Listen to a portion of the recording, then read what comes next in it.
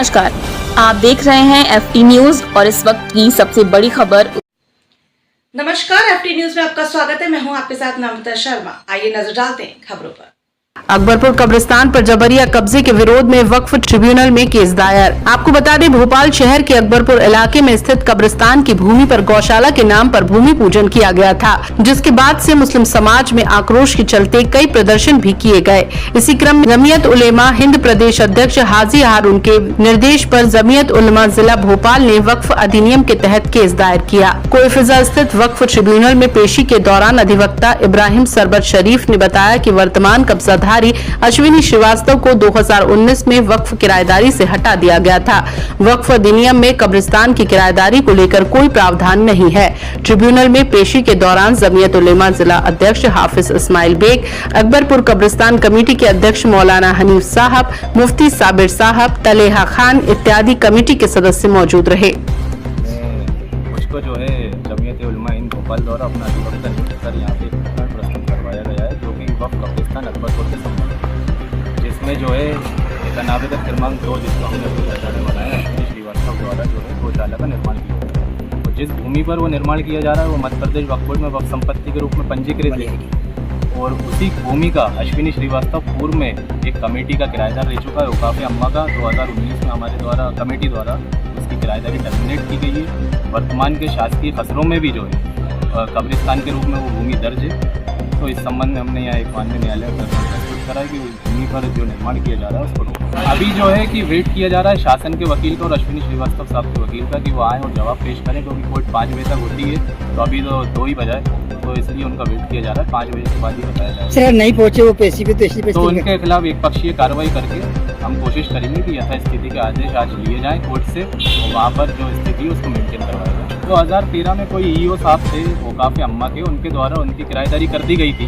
अब वो तो मुझे नहीं पता या कमेटी को भी नहीं पता कि क्यों कर दी गई थी, लेकिन 2019 में औकाफ अम्मा द्वारा जो है उनकी किराएदारी टर्मिनेट कर दी गई थी। 2014 में एक कानून आया था वक्फ पट्टा नियम, उसमें स्पष्ट प्रावधान दिए गए हैं कि कब्रिस्तान की भूमि की किराएदारी नहीं की जा सकती।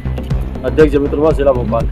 देखिए, यहाँ वक्फ ट्रिब्यूनल के अंदर जो है हम लोगों ने केस लगाया है। जमीयत उलेमा मध्य प्रदेश के अध्यक्ष हाजी मोहम्मद हारून साहब के निर्देश पर जमीयत उलेमा जिला भोपाल इस केस को देख रही है और बराबर जो है इसके अंदर जो हमारे वकील हैं वो आज जो है न्यायालय के अंदर उपस्थित भी थे और उन्होंने बाकायदा उसके बाद बहस भी करी है और यहाँ कार्रवाई चल रही है। देखिए, वहाँ वर्तमान के अंदर एक तो पहली चीज़ तो हम ये कहना चाहेंगे कि जो कब्रिस्तान होते हैं, कब्रिस्तानों की किराएदारी होती ही नहीं है, तो वो तो पहले दिन से शून्य मानी जाती है, लेकिन उसके बावजूद भी जो है वो ज़बरदस्ती बलपूर्वक और ताकत के बल पर और डंडे के बल पर और जो आप कह सकते हैं उसको वो कोशिश कर रहे थे कब्रिस्तान की भूमि किसी तरीके से हड़प दिया जाए और कब्रिस्तान की भूमि पर गौशाला बना दी जाए। हम गौशाला के खिलाफ नहीं हैं, खूब गौशालाएँ बनाइए आप, लेकिन आप उसको निजी ज़मीन पर बनाइए, अपनी ज़मीन खरीद लीजिए या फिर सरकार से आवंटन करा लीजिए। ऐसा तो नहीं हो सकता है किसी को कब्रिस्तान पे या मरघट पे जाके आप कहीं भी जो है वो गौशाला का निर्माण कर देंगे, तो ये गलत है। देखिए, वक्फ बोर्ड जो है वो हम तो कई सालों से वक्फ बोर्ड से इन बातों को लेकर जो है नाराज़ भी हैं और वक्फ बोर्ड से मुलाकात भी करी, उनके जिम्मेदारों से मिले भी हैं, उन लोगों से बात भी करी है और कई मरतबा हमने जगाया भी है कि कब्रिस्तानों की हालत बहुत ज़्यादा ख़राब है भोपाल के और कई जगह पर कब्जे हो चुके हैं। इसी तरीके से वक्फ की भूमि के ऊपर भी कई जगह कब्जे नाजायज़ कब्जे हो चुके हैं, तो उनको आज़ाद करवाने की फिक्र उन्हें करना चाहिए।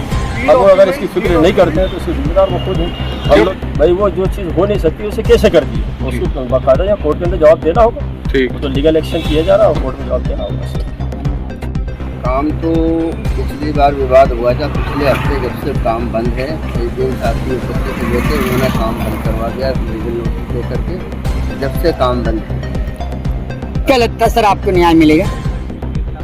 न्याय की उम्मीद तो बहुत है कि हमने जितने भी कागजात दाखिल किए हैं अभी तक मजबूत स्थिति दिख रही है और इंसाफ की उम्मीद है कि वक्त को यहाँ से अदालत से हमको इंसाफ की उम्मीद है।